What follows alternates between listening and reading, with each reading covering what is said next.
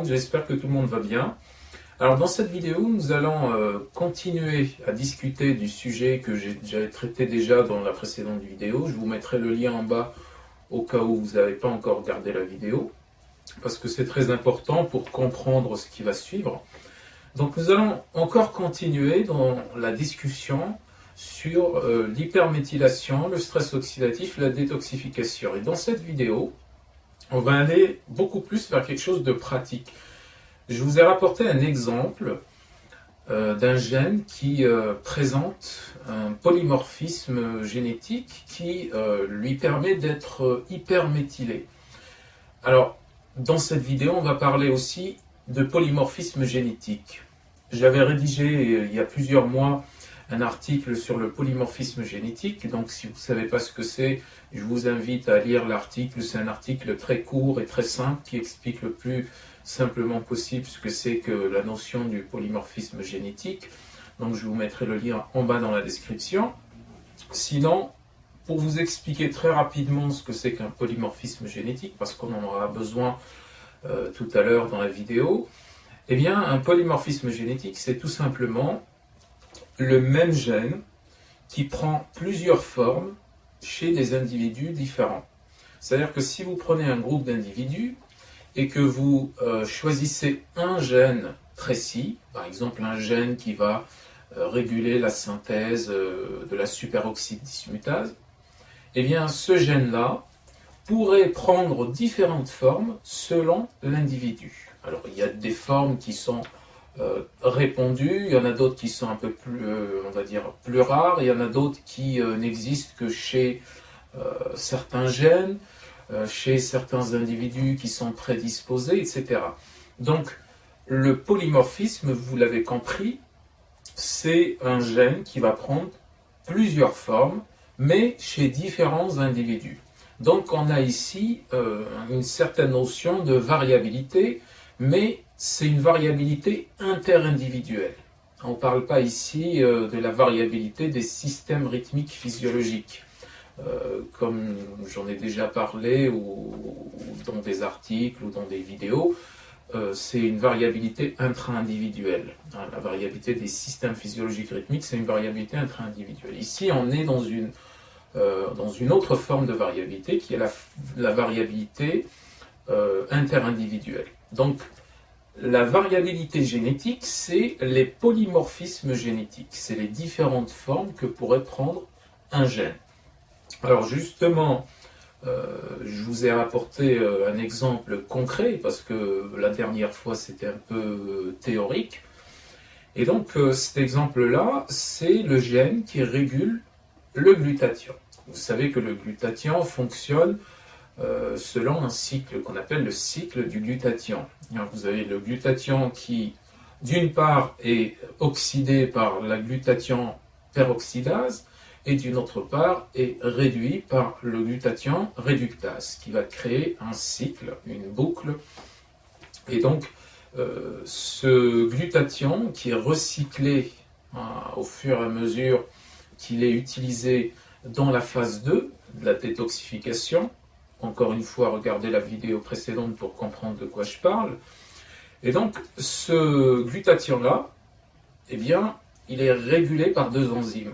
Ces deux enzymes, comme on l'a dit dans la précédente vidéo, elles doivent obligatoirement avoir un ou plusieurs gènes qui va les réguler.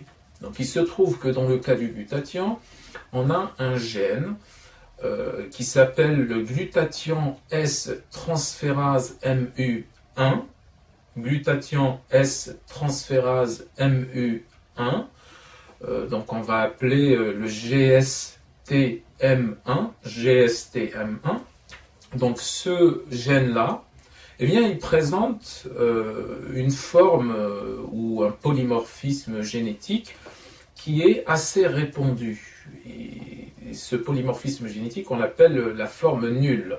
Alors on ne va pas rentrer dans les détails, il y a plusieurs formes, plusieurs polymorphismes, mais on va dire la forme nulle, c'est la forme en fait qui va prédisposer ce gène à une hyperméthylation et donc qui va inhiber son expression, ou plutôt qui va provoquer une sous-expression de ce gène. Donc, cette forme de ce gène, hein, le GSTM1, qui est la forme nulle, va provoquer une inhibition de la fonction de ce gène. Qui dit inhibition ou sous-expression de ce gène, va dire diminution de la synthèse des enzymes qui sont régulées par ce gène. Ces enzymes-là, c'est les enzymes du glutathion.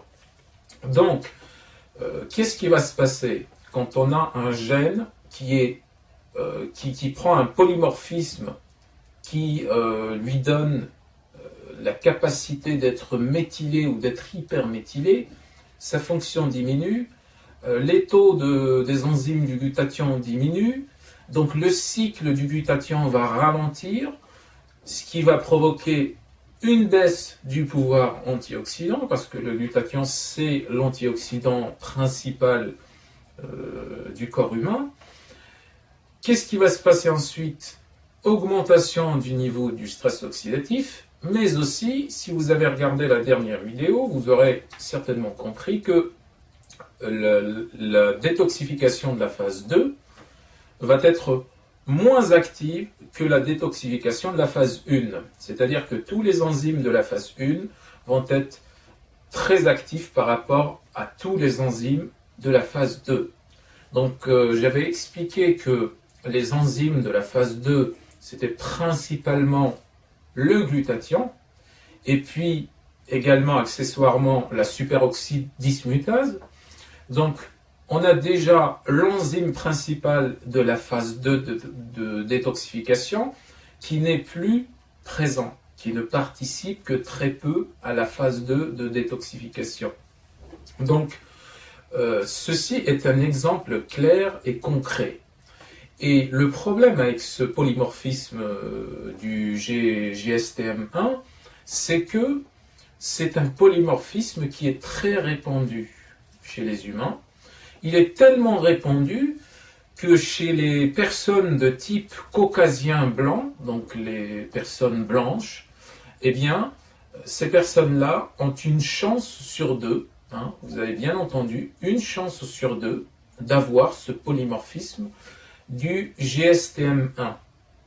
Donc, globalement, chez les personnes de type caucasien blanc, vous avez une personne sur deux qui n'a pas de glutathion fonctionnel. Voilà. Donc ça, c'est des études qui sont effectuées actuellement, qui ont été effectuées actuellement et qui sont encore confirmées par d'autres études. Donc c'est un fait que la moitié de la population, on va dire, occidentale, est atteinte de ce polymorphisme-là. Donc, ce problème-là, c'est vraiment un sérieux problème de santé publique, et c'est pour ça qu'on observe des taux élevés, des prévalences élevées de cancers, de maladies dégénératives, neurodégénératives, auto-immunes, et j'en passe, je ne vais pas vous faire la liste de toutes les maladies de la civilisation occidentale.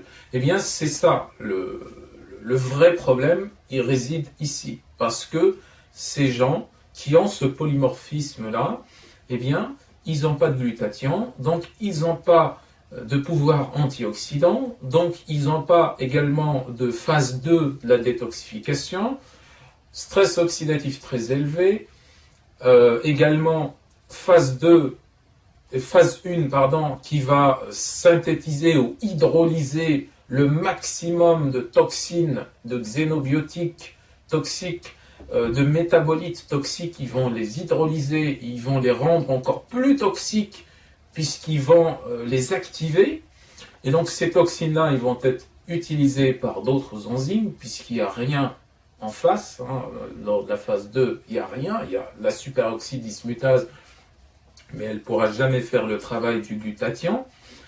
Donc, c'est un réel problème, c'est un sérieux problème, vous l'avez compris. Les gens qui ont cette mutation, c'est une mutation tout simplement du GMST1 qui a eu lieu il y a à peu près 100 000 ans, par rapport à notre ère. Et bon, c'est ce qu'on dit, en tout cas, dans des études. Bon, ce n'est que des suppositions concernant les 100 000 ans, la durée de 100 000 ans, ce n'est que des suppositions, mais globalement, on estime à peu près à 100 000 ans l'âge de cette mutation.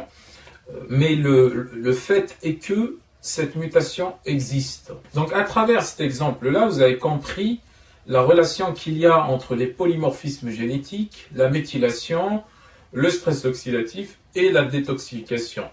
Donc la méthylation, elle provient principalement de polymorphismes génétiques qui inhibent les gènes. Donc c'est une forme d'un gène qui lui permet d'être méthylé excessivement. Maintenant, quelles sont les solutions? Eh bien, la première étape, c'est déjà d'en être conscient. Si vous êtes blanc, d'ethnie blanche, c'est que vous avez une chance sur deux d'avoir cette mutation. Donc les solutions, eh bien, vous les aurez dans la prochaine vidéo. Je vous dis à très bientôt et si vous avez un avis sur la question, n'hésitez pas à le mettre dans les commentaires. Merci.